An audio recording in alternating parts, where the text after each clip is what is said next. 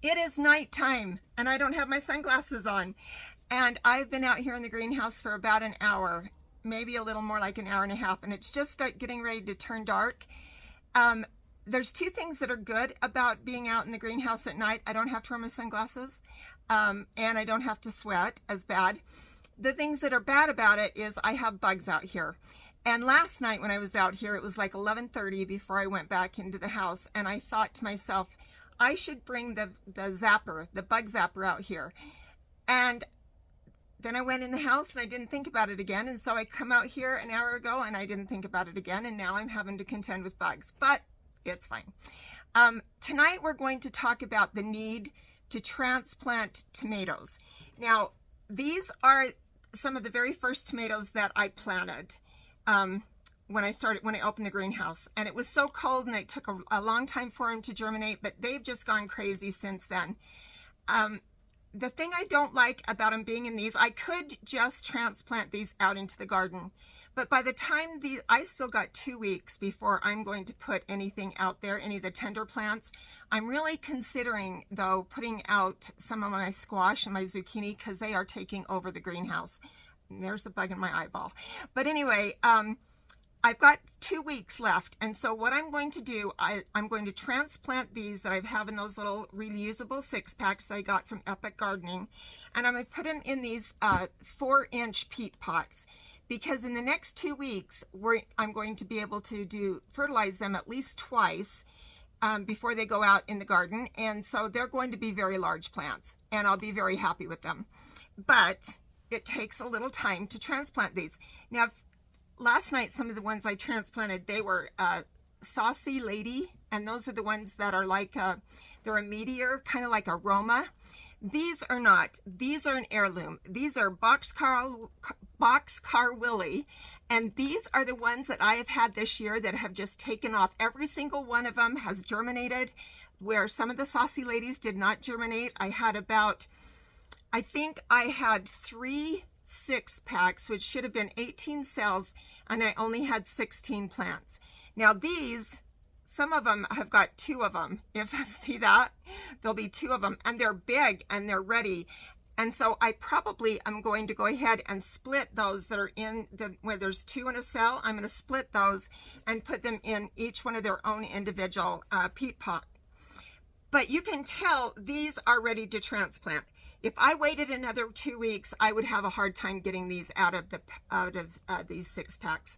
Now I have put a little bit of dirt and tamped it down in these 4-inch peat pots. What I did want to show you though, now these are the ones I did at first. These are the ones I did second. And these are just struggling. And these are a hybrid. They're not an heirloom. These are an heirloom. And these are Goliath Originals, and I don't think, I'm only getting about 75% germination rate on these, which doesn't make me very happy. So maybe we won't get those seeds again, but I'm pretty sure I'm going to get these seeds again, depending on how wonderful the tomatoes are. Now, I like my tomatoes to be round and pretty with no divots and no whippy-whippies and no ruffles on them. Now, most heirlooms are not going to be like that. Most heirloom tomatoes are going to be a little misshapen or a little roughly on the top, kind of like Cherokee Purples. But these are the ones that my daughter says are the best tasting, and the heirloom tomatoes. She'd much rather eat an heirloom tomato than she would a hybrid. I don't know. To me, a tomato's a tomato. They're all grown out in the garden. They're all wonderful. But it looks like I'm going to have a lot of these Boxcar Willies. So maybe I'm going to have a lot better attitude about heirlooms come the end of the season. But I wanted to talk a little bit about how we do this. Now, on these that just have one, now these have a little hole in the bottom. And all I do is take my finger and press up on them, and it releases it. Now, you've got to grab the plant by, not the plant. You don't want to do it by the plant. You want to do it by its root system. You don't want to grab it up here. Now, tomatoes, everywhere you can see those little hairs on there. I think you can see that. That is a potential new root. And so I'm going to plant these deep. because I'm going to plant them as close as I can get to this bottom row of leaves, because they will put out more roots in that area. And it's the same thing when I go out and put them in the garden. I'm going to drill my holes fairly deep, and I'm going to plant them up about to the bottom of the next row of leaves as well. So those are just things that you do. That gives a lot more stability and also a bigger root system to take in nutrients and to take in water. All plants are not like that. In fact, I'm not sure of any other plant that does that except for a tomato. I'm sure there are, and if you know of some, please put it in the comments and help me out here. But I do know that the tomatoes are that. I don't want to grab these tomatoes by the body of the tomato when you go to pull them out of those packs, whether it's a 6-inch pack that you have planted yourself, or whether it's a 6-inch pack that you've gotten from the nursery, or if you are taking these out of those plastic 3-inch or 4-inch pots that you can buy at the nursery.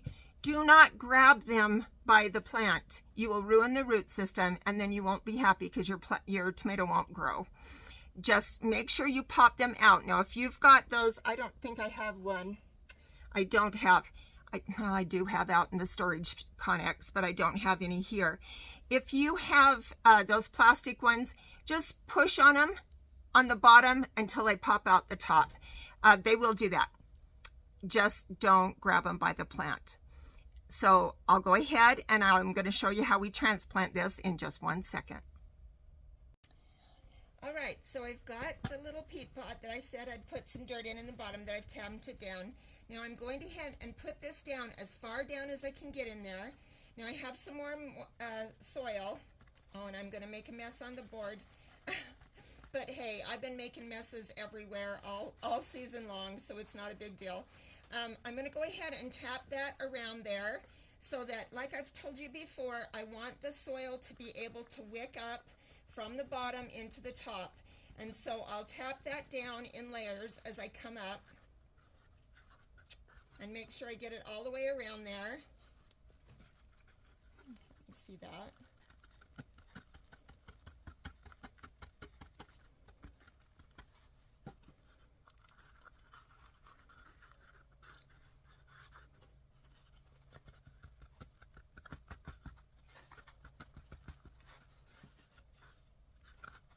Now I'm not clear up to those bottom leaves, but I'm pretty close. And I'm going to push that down a little bit. There we go. We've got that all compressed in there. And I'm going to go ahead and fill this all the way up with dirt. So see now, those tomatoes this tomato was just as tall as these others. So I have given it some more area to put out some more roots there. But that's all there is to it. Now, how many am I going to get in a flat? I've had, so in the flats with the 6-packs, I've had 72 cells.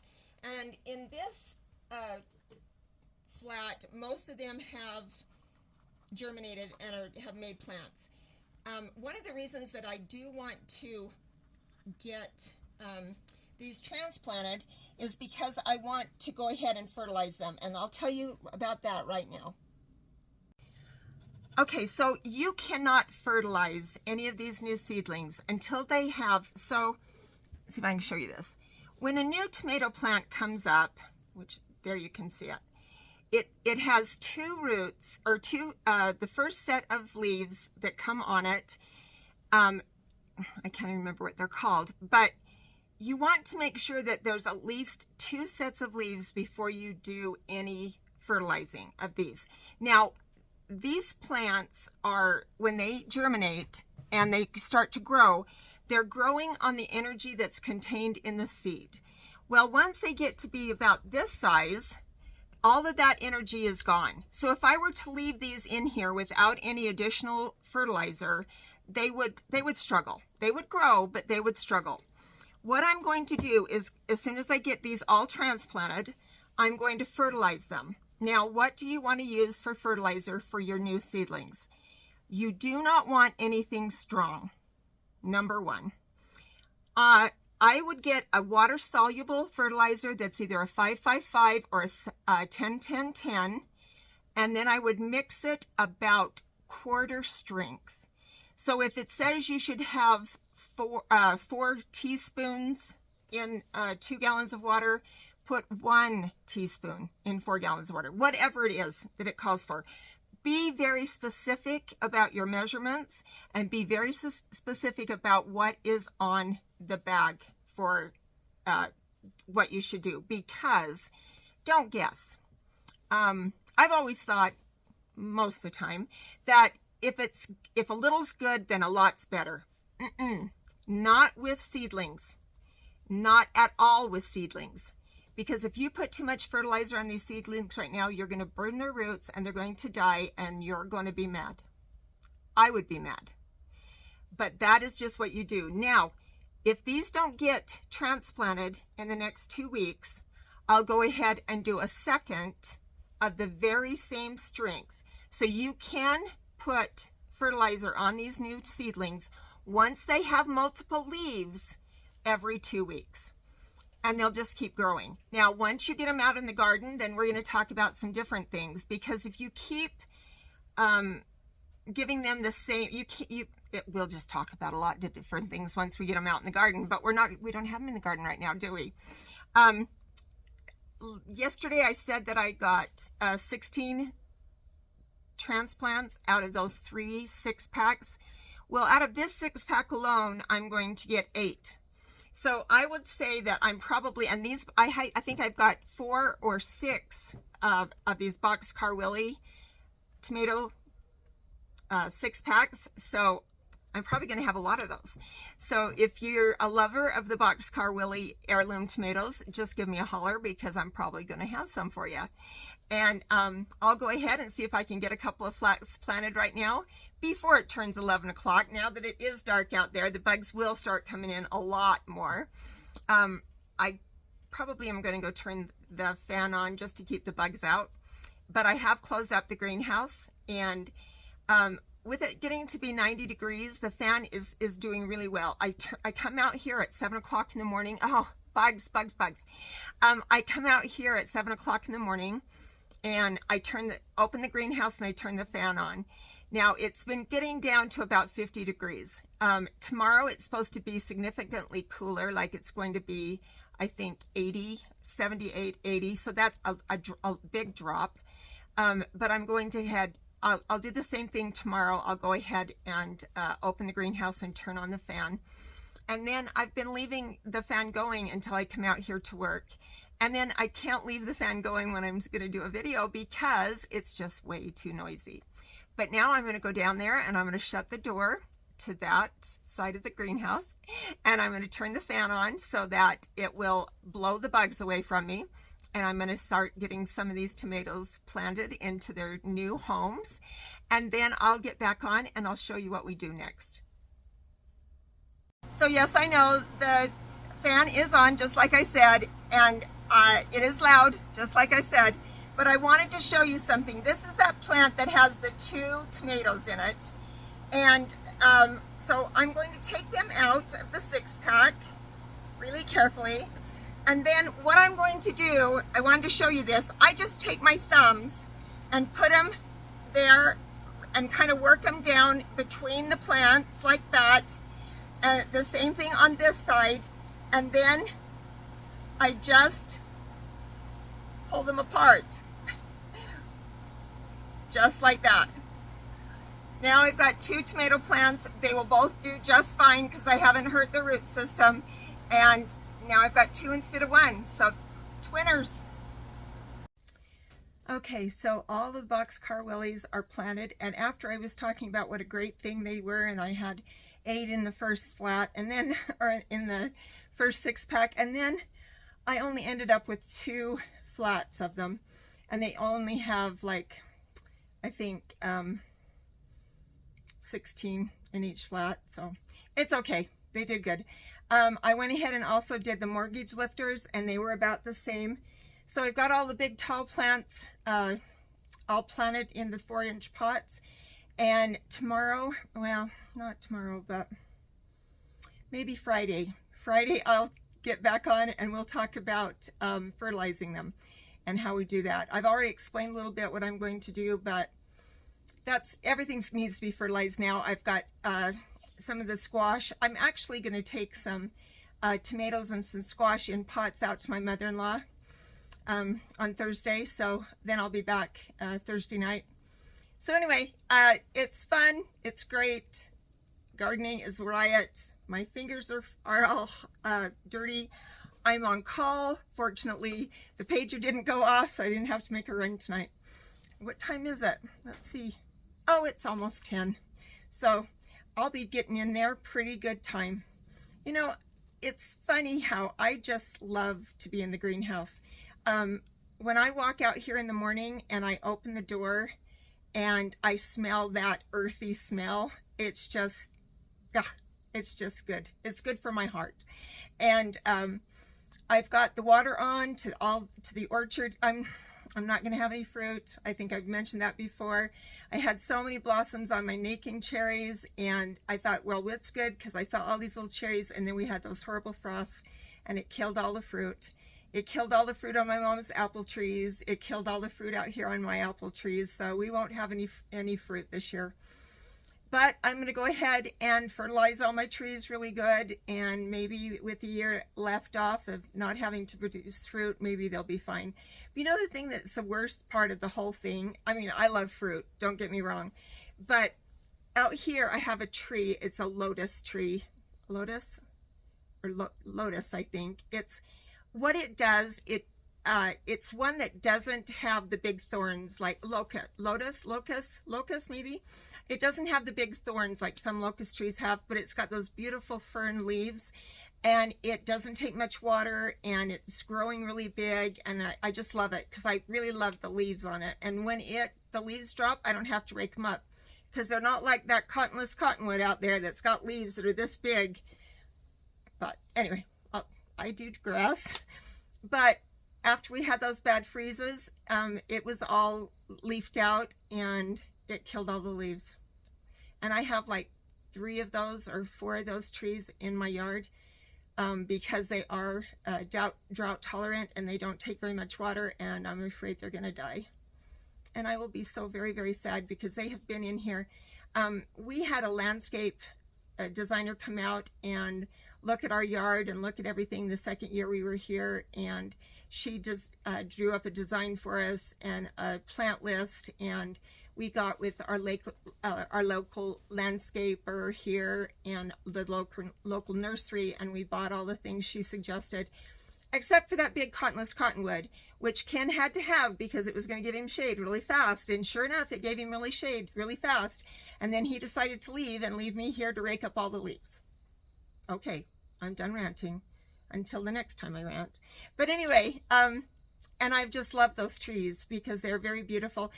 The other ones that she had us do were flowering pear, and they grow really, really slow, but they are also a beautiful tree. They blossom out a little later in the spring, but then they stay with green leaves until almost past the first frost, and they're just a beautiful tree.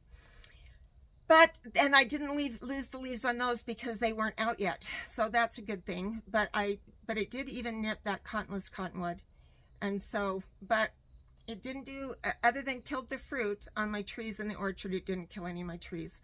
So I'm very grateful for that. So anyway, all right, there we go. Now you know how to take your, the thing about this video, this is how I started in a greenhouse.